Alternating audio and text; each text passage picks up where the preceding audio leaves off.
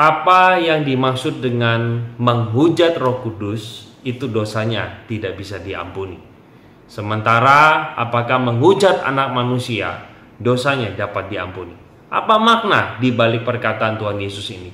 Apakah berarti ketika kita menghina Roh Kudus maka kita terkategori dalam dosa yang tidak dapat diampuni? Lalu apa sendiri arti dari menghujat itu? Silakan saksikan video saya untuk mendapatkan jawabannya.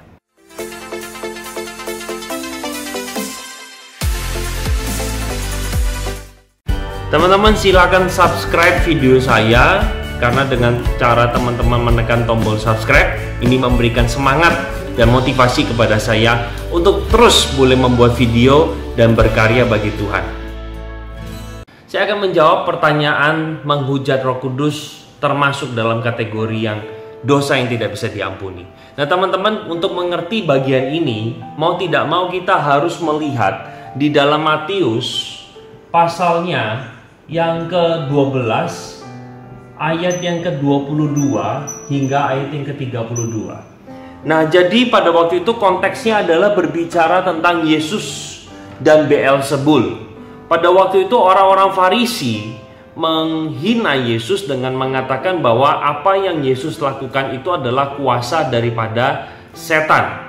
Nah teman-teman, di dalam Matius 12 ayat 22 sampai 32, di sini dikisahkan ada seorang yang bisu tapi Tuhan sembuhkan. Pada waktu itu orang banyak mengatakan kepada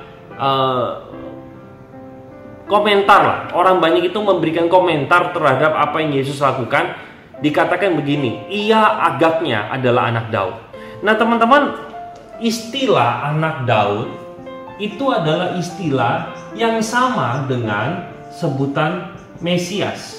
Mesias itu adalah arti yang diurapi atau juru selamat. Sehingga pada waktu Yesus melakukan itu, orang banyak itu tahu Yesus itu disebut sebagai Mesias. Kenapa? Karena ini mengacu kepada nubuat Nabi Yesaya, di mana pada waktu itu kalau ada orang yang buta melihat, timpang berjalan, tuli mendengar.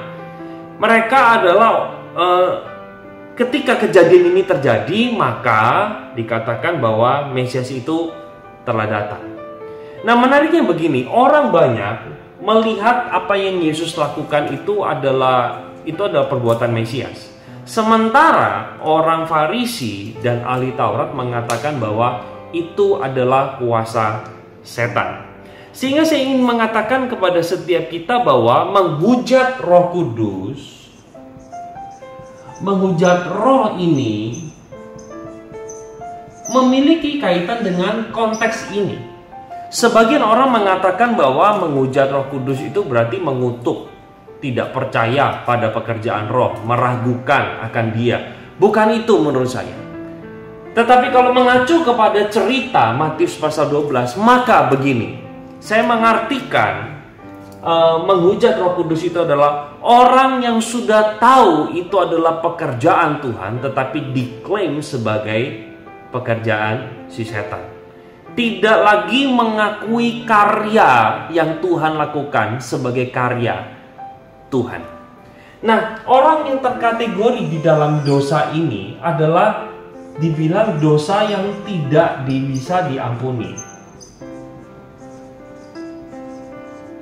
Nah, saya melihat sebuah padanan juga di dalam doktrin keselamatan kita bahwa orang yang tidak percaya kepada Tuhan Yesus, maka dosanya tidak diampuni. Berarti di sini kita melihat ada sebuah padanan. Menghujat Roh Kudus berarti juga menyangkali karya atau perbuatan yang Allah lakukan di dalam diri manusia.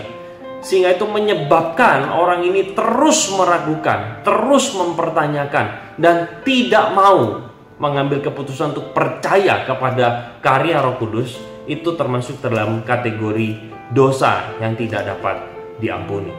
Maka dari itu teman-teman, orang yang terkategori di dalam menghujat Roh Kudus, misalnya ada pertanyaan yang mengatakan demikian, lah sekarang kalau saya menghujat Roh Kudus terus saya sadar bahwa itu adalah salah, apakah saya diampuni? Bagi saya diampuni, jelas diampuni. Karena betapa banyaknya orang itu dulu menghina Tuhan, saat itu Tuhan jamah dia dan dia mengalami perubahan. Salah satunya adalah Paulus. Dia adalah dulu orang yang jahat, orang yang bengis, tetapi ketika Tuhan jamah dia mengalami satu pemulihan. Jadi teman-teman, orang yang terkategori di dalam dosa yang tidak dapat diampuni adalah orang yang terus mengeraskan hatinya hingga kematian itu menjemput dia. Sehingga bagi saya, menghujat Roh Kudus ini bukan berbicara tentang menghina nama Tuhan, tetapi kepada kita menghina karya yang Tuhan lakukan.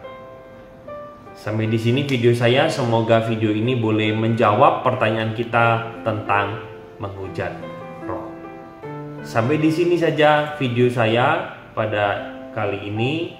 Semoga ini boleh memberkati teman-teman semua. Bye-bye.